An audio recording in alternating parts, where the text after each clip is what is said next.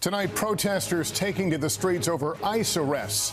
The backlash to a Tufts University graduate student being arrested by federal agents and sent to a detention center halfway across the country. The legal battle and how the Trump administration is justifying taking her into custody. Drastic cuts throughout the country's health agencies. HHS Secretary Robert F. Kennedy Jr. announcing his plans to eliminate 10,000 full-time workers from their jobs. King Charles briefly hospitalized due to side effects from cancer treatment. What we know about his condition. Wildfires in the Carolinas doubling and tripling in size. Up close with firefighters using controlled burns to try to get the flames under control. The arrest today in the arson attack on Tesla cars in Las Vegas, who authorities believe is responsible. The rare move from the White House, pulling a key nominee. Why now? NBC's Molly Hunter on the ground in Greenland ahead of Vice President Vance's visit, hearing firsthand how people there are reacting to President Trump saying the U.S. needs Greenland for security reasons. I would say, please do not take us. And on Major League Baseball's opening day, how one man and his lawnmower are inspiring millions. This is NBC Nightly News with Lester Holt. Good evening and welcome. With the Trump administration widening its net against foreigners here both legally and illegally, a rally was held today near Boston in support of a Tufts University doctorate candidate whose arrest by ICE, despite her legal status, has cast a chill across some college campuses while strengthening the government's resolve to crack down on student visa holders it says have engaged in certain forms of social activism. The woman was whisked off the street by federal agents earlier this week, captured on a nearby camera. While she held a valid student visa, her apprehension is based on what the government says were activities in support of Hamas. Homeland Security declaring a visa is a privilege, not a right. Stephanie Gosk with the story tonight from Boston. Tonight, protests calling for the release of Tufts University graduate student Remesa Ozturk. The 30-year-old Turkish citizen here on a student visa, according to her attorney. Video obtained by NBC News shows her being detained Tuesday by 6 federal agents not wearing uniforms and masked, telling her they are the police and taking her away.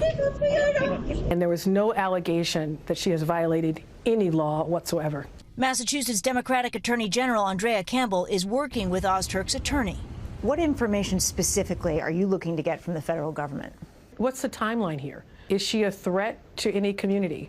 Because based on every assessment we've done here in Massachusetts, where of course she was attending school, she is not. DHS posting DHS and ICE investigations found Ozturk engaged in activities in support of Hamas, a foreign terrorist organization, but gave no further details. A year ago, Ozturk co-wrote an opinion article in the school newspaper that called on the university to label the war in Gaza a genocide and divest from companies tied to Israel. Immigration law gives Secretary of State Rubio power to deport visa holders who would have potentially serious adverse foreign policy consequences to the U.S. We revoked her visa.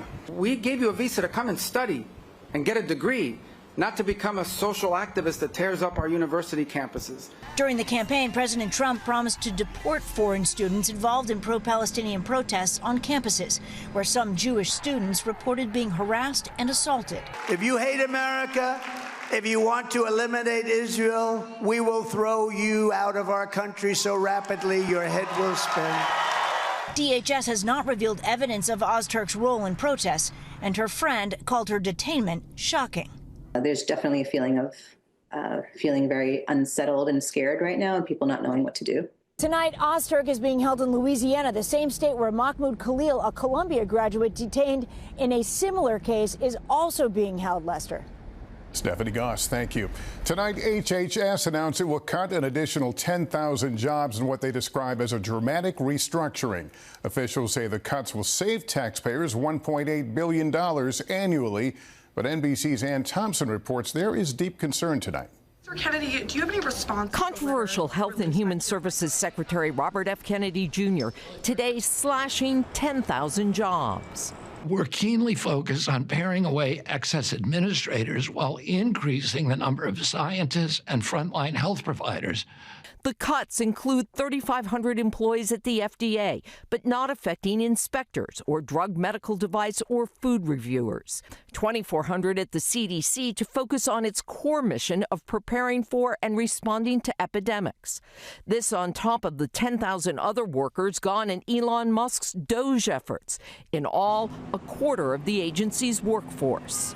You just can't eliminate a quarter of the workforce and not have some effect on agency operations. Katie Sandlin, one of those let go in the first wave, says today's news compounds her disillusion. NIH is not the place that I spent my entire career trying to reach anymore, at least from the outside looking in. That's how it feels. Meanwhile, in West Texas, where there's a measles outbreak, it's vaccine skeptic Kennedy's words about alternative therapies that may have an impact. And also cod liver oil, which has high concentrations of vitamin A and vitamin D.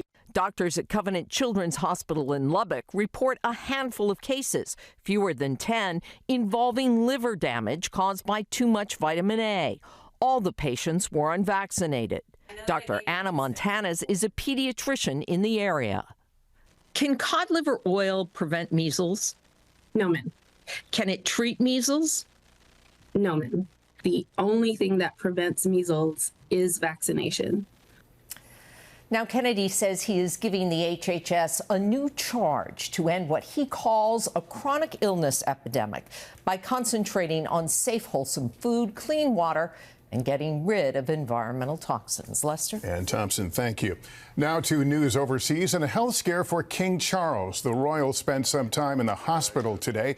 Buckingham Palace said he had side effects following his ongoing treatment for cancer. King Charles later went home to rest, and his engagements for tomorrow have been canceled. And now to the fires in the Carolinas, burning and growing as air quality becomes a concern for residents. NBC's Marissa Parra is on the front lines. The race is on to fight the flames in the Carolinas. The Table Rock Complex fire now doubled in size within one day, leaving more scorched earth behind it. You can see how intense the flames got when the fire came through here. The Table Rock and Persimmon Bridge fires in South Carolina torching nearly 6,000 acres, stoking a new wave of evacuations and aggressive measures to keep it from spreading further. This is a technique we use called a burnout. So essentially we're using this to bolster our containment lines and to burn out the unburned fuel between the fire break and the wildfire. Quite literally fighting fire with fire. Exactly. This is what we've been seeing. Helicopters like the one you see behind me dropping down so they can connect that orange bucket beneath it. They're going to use that to fill it with water and then drop it where they need to. But slowing down efforts, the debris left from Hurricane Helene. During Hurricane Helene, you stayed here. I did. From his Hendersonville sandwich shop in North Carolina, Matthew Rogers tells us how the home he called the Cabin of Hope survived Helene, but it didn't make it through the fires. I saw on Facebook the house on fire, burning. Honestly, I'm thinking about my neighbors, but I kept thinking of firefighters. Honestly, I kept thinking of, because hurricane in that community brought us together. Rogers, like so many here, clinging to hope once again. Marissa Parra, NBC News, Hendersonville, North Carolina. And we turn now to our new reporting that President Trump is frustrated with his national security advisor for his role in that group chat about a military strike in Yemen. Here's Peter Alexander. New tonight, NBC News has learned President Trump is privately angry with his national security advisor, Mike Waltz, according to two Republican sources, after Waltz mistakenly added a journalist to that group chat about military strikes in Yemen, despite the president's public defense of Waltz. I think it was very unfair the way they attacked Michael. He's a good person. The blunder creating a days-long controversy for the White House. It's embarrassing, right. Yes.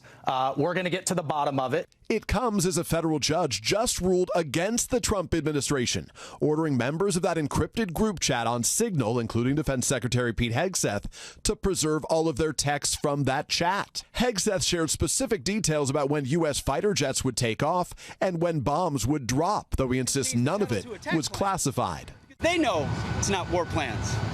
There's no units, no locations, no routes. Notably, the judge, James Boasberg, randomly assigned to the case, is the same judge the president once impeached for blocking deportation flights of alleged gang members to El Salvador. Top Republican Senator Roger Wicker today requested an investigation into the signal chat by the Pentagon's acting inspector general.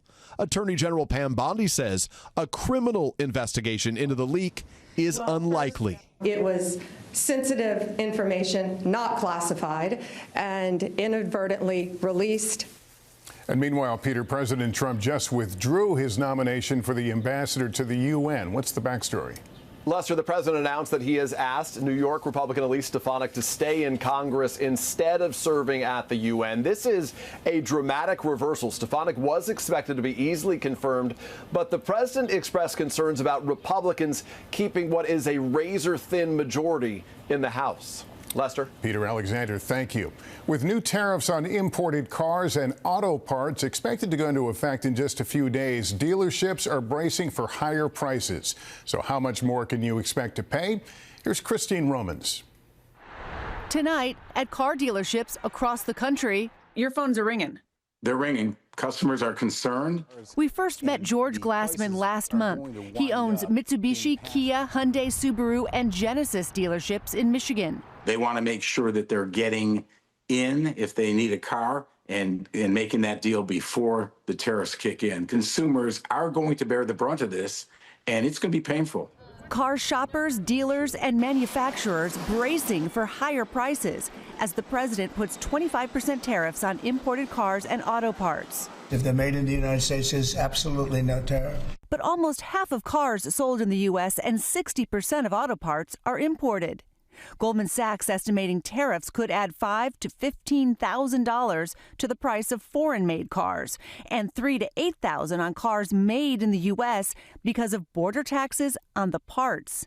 For Damon Jefferson, who works on an assembly line in Detroit, that cost may be worth it. The American people have to realize that Trump is putting these tariffs in place to be able to keep the American people working. The Trump administration banking on tariffs to spur more investments and bring factories back to the U.S. But retooling a factory is slow and costly. The president would love to see all vehicles in the United States built in the U.S. with 100% U.S.-made parts. That's not going to happen. The industry is set up on a regional basis, so there will still be production in Mexico and in Canada. Canada's prime minister says the U.S. is no longer a reliable partner. We will respond forcefully. Nothing is off the table to defend our workers and our country. Here in Miami, the Canadian government paying for billboards telling Americans tariffs are a tax on your grocery bill. Christine Romans, NBC News. There was an arrest today connected to an arson attack on Tesla cars in Las Vegas earlier this month.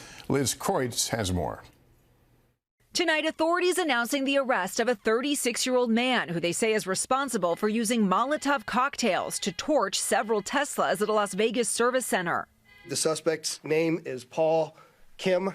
According to officials, Kim is facing both state and federal charges, including arson, unlawful possession of an explosive, and discharging a firearm into a vehicle. Our searches revealed numerous items of interest to include multiple rifles, a shotgun, as well as a black backpack with pink paint, face masks. Police say when Kim arrived at the Tesla service center last week, he began shooting into the surveillance cameras before spray painting resist across the front door and setting multiple cars on fire. Authorities say they're looking into his social media to determine a motive. A preliminary assessment of the suspect's social media activity indicates some very loose but self-proclaimed ties to the Communist Party USA social media group, as well as social media groups called Revolutionary Communist International, Hidden Palestine, Palestine Action. The arrest coming amid a rise in violence and vandalism of Tesla locations and cars nationwide. Earlier this week, a 33-year-old man in Texas was arrested for allegedly ramming a mini four-wheeler into multiple Teslas around the city of Texarkana, just one day after incendiary devices were found around a Tesla showroom in Austin. And with more protests planned at Tesla locations this weekend, Tesla sales in Europe have dropped by at least 40%, according to an industry trade group. Tesla's U.S. quarterly earnings are expected next week. The company has not commented. Lester. Okay, Liz, thank you. We'll be back in 60 seconds with the FAA's new push to keep air travel safe after that deadly Midair crash over the Potomac in January. The FAA is reviewing hotspots at airports nationwide, looking to avoid a mid-air crash like the one between a helicopter and a passenger plane in January at Reagan National Airport. With more, here's Tom Costello. 8 weeks since January's midair crash, the FAA today announced all helicopters flying around Reagan Airport must turn on their geopositioning transmitters called ADS-B, but with some exceptions for national security aircraft. ADS-B could have provided more precise location information to controllers. Investigators say the Army helicopter was flying too high when it crashed into the regional jet that night. Today, a commanding general told senators the chopper was flying with its ADS-B transmitter off to avoid public flight tracking software. The crew, however, was approved to operate with that capability off in accordance with Army policy. Army policy that continues around D.C. I am at a loss to come up with any justification for risking the lives of the traveling public with that decision. Meanwhile, the FAA concedes its own database included more than 15,000 proximity warnings, potential close calls between planes and choppers over a recent 3-year period at Reagan. Yet it took no action. Since the crash, the FAA has restricted chopper traffic around D.C. and is now using AI to identify potential conflicts at 21 other airports. The next big accident is in the data right now. Inside the hearing today, family members of the 67 people who died. Tim Lilly's son, Sam, was the first officer on the passenger jet. This has been the hardest 2 months of my life. While the Army chopper was not transmitting ADS-B data, it was sending its transponder location signal to air traffic control. The NTSB says it plans to complete its investigation within a year. Lester? Tom Costello, thanks. Still ahead, the big chill will take you to the top of the world, Greenland, and the controversy there over the vice president's visit. Greenland, a remote island at the top of the world, is front and center tonight as Vice President J.D. Vance prepares for a visit that has brought on an Arctic chill. Molly Hunter is on the ground there. On the eve of an unwelcome scaled-back U.S. visit to Greenland, the competition over the Arctic is heating up. As Vice President J.D. Vance, Second Lady Usha Vance, National Security Advisor Mike Waltz, and Energy Secretary Chris Wright prepared to fly to the remote Northwest BD Fuchs Space Base to meet with U.S. military personnel, skipping out on the originally planned cultural tour stops in Greenlandic cities. Russian President Putin cautioned the U.S. is serious. Уважаемые коллеги, друзья. Everybody knows very well, he said today, about the U.S. plans to take over Greenland. And yesterday, President Trump doubled down. We need Greenland, and the world needs us to have Greenland, including Denmark. Denmark has to have us have Greenland. But why the fixation on the largest, least populated island in the world, a territory of Denmark? Greenland is 80% ice, and as the ice melts, as you can see right here, due to global warming, that's where Trump sees opportunity.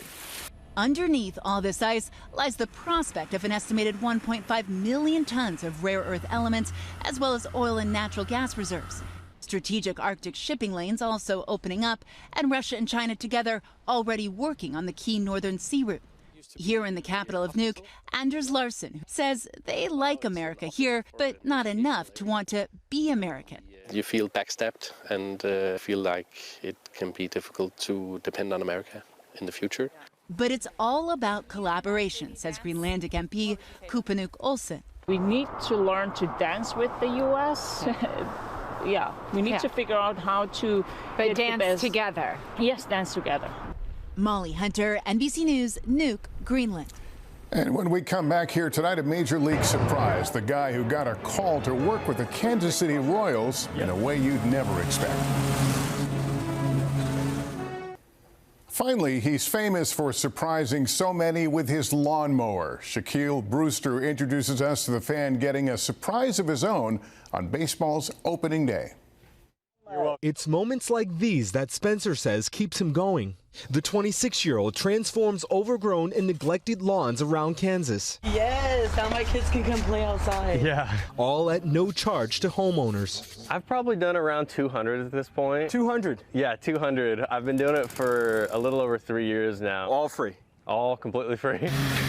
His time-lapse videos and clips of shocked but grateful neighbors have gone viral. You're an angel. It fell out of the sky. But recently, it was Spencer who got a surprise. I got a call from a local neighbor. A call for help from the Kansas City Royals, offering the chance to work with crews getting the field ready for today's opening day. We got on a phone call and scheduled a date, and it was real. Spencer spent the day with the grounds team learning how to cut and stripe this grass, even conditioning and preparing the dirt in the infield. It was weird because I'm used to mowing crazy overgrown lawns, and so it was a little bit nerve-wracking. You have some 40 million followers, but this made you nervous? Yeah, it did, for sure. Teaming up with head groundskeeper Trevor Vance. He brought his work clothes and he went to work. What kind of job did he do? He did a really good job. Scale of 1 to 10, I'd give him an 8. The newest video in the stream he hopes is inspiring others. Beautify my community and just help people out. And a pinch yourself moment for someone who creates them for so many. Thank you. Can I give you a hug? I'm stinky, but you can. Shaquille Brewster, NBC News, Kansas City, Missouri. Nice to see he made the cut. That's Nightly News for this Thursday. Thank you for watching. I'm Lester Holt. Please take care of yourself and each other. Good night. Thanks for watching. Stay updated about breaking news and top stories on the NBC News app or follow us on social media.